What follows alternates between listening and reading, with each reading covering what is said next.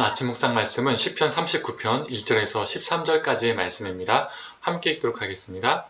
내가 말하기를 나의 행위를 조심하여 내 혀로 범죄하지 아니하리니 악인이 내 앞에 있을 때에 내가 내 입에 재갈을 먹이리라 하였도다. 내가 잠잠하여 선한 말도 하지 아니하니 나의 근심이 더 심하도다. 내 마음이 내 속에서 뜨거워서 작은 소리로 읊조릴 때에 불이 붙으니 나의 혀로 말하기를 여호와여 나의 종말과 연한이 언제까지인지 알게 하사 내가 나의 연약함을 알게 하소서. 주께서 나의 날을 한 뼘 길이만큼 되게 하심에 나의 일생이 주 앞에는 없는 것 같사오니 사람은 그가 든든히 서 있는 때에도 진실로 모두가 허사뿐이니이다. 진실로 각 사람은 그림자같이 다니고 헛된 일로 소란하며 재물을 쌓으나 누가 거둘지는 알지 못하나이다. 주여 이제 내가 무엇을 바라리요 나의 소망은 주께 있나이다.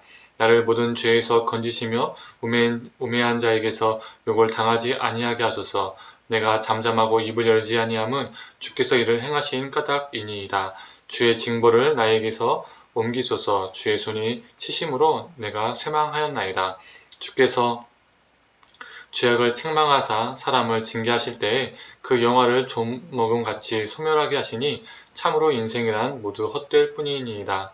여호와여 나의 기도를 들으시며 나의 부르짖음에 귀를 기울이소서. 내가 눈물 흘릴 때에 잠잠하지 마옵소서. 나는 주와 함께 있는 나그네이며 나의 모든 조상들처럼 떠도나이다. 주는 나를 용서하사 내가 떠나 없어지기 전에 나의 건강을 회복시키소서. 아멘. 오늘 아침 묵상을 들으신 우리 모든 성도님들에게 하나님의 은혜가 있기를 간절히 소망합니다. 시인 다윗은 악인의 괴롭힘 때문에 참으로 힘들었던 것 같습니다. 사람은 어떻습니까? 나를 힘들게 하는 대상이 바로 앞에 있으면 안 좋은 감정이 치밀어 오릅니다. 그리고 그 감정을 주체하지 못하면 그 대상을 향해서 험한 말이 나오기도 하죠. 그래서 다윗은 자신의 입에 재갈을 물리듯이 자신의 입을 열지 않기로 결심을 합니다. 입술로 죄악을 저지르지 않기 위해서였던 것이죠. 심지어 선한 말조차 그들에게 안 하기로 결심합니다.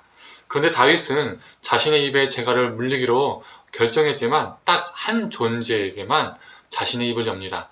그게 바로 누구죠? 네, 다윗은 자신의 속마음을 하나님께 터놓습니다.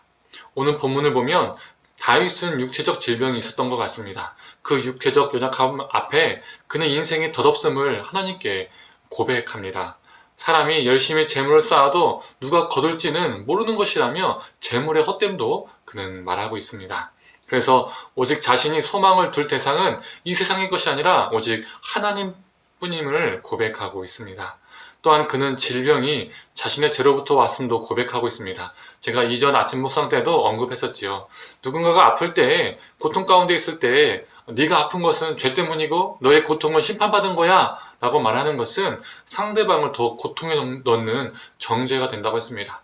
욥을 향한 욥의 그 새 친구들과 같은 모습이 되는 것이죠.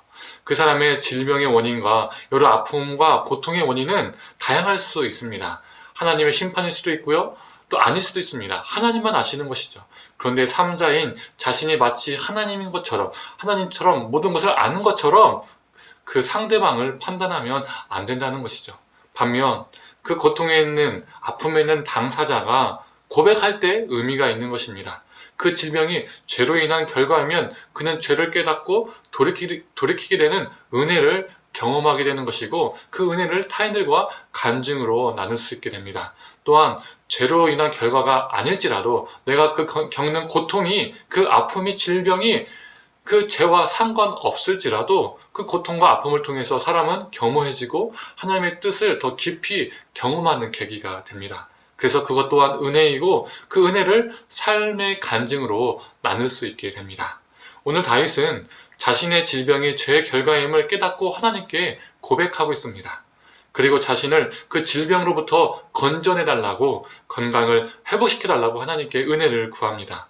오직 죄로 인한 이 질병의 문제를 푸실 분은 다른 사람이 아니라 오직 하나님밖에 없다는 고백인 것이죠. 다른 것을 의지하지 않습니다. 그 죄의 해결, 죄로부터 사함을 받는 것, 오직 주님께만 있다는 고백인 것이죠. 오늘 본문이 말해주는 것은 무엇일까요? 다윗이 어떤 상황에서도 모든 소망을 하나님께 두고 있다는 겁니다. 모든 해결의 시작은 사람이 아니라 하나님께로부터 시작됨을 고백하고 있는 것이죠. 죄의 사함도, 그리고 죄로 인한 그 질병의 회복도, 건강의 회복도 하나님께로부터 시작된다는 겁니다. 그는 악인들 앞에서 수많은 말들을 내뱉을 수 있었지만 오직 하나님께 입을 열고 있습니다. 그 죄로 인하여 자신의 육체가 약해졌을 때에도 오직 하나님께 그는 간구하고 있습니다. 7절의 말씀입니다. 주여 이제 내가 무엇을 바라리요? 나의 소망은 주께 있나이다. 사랑하는 성도님들, 많은 사람들은 소망을 돈, 성공 등등등등 헛된 것에 둘 때가 참 많이 있습니다.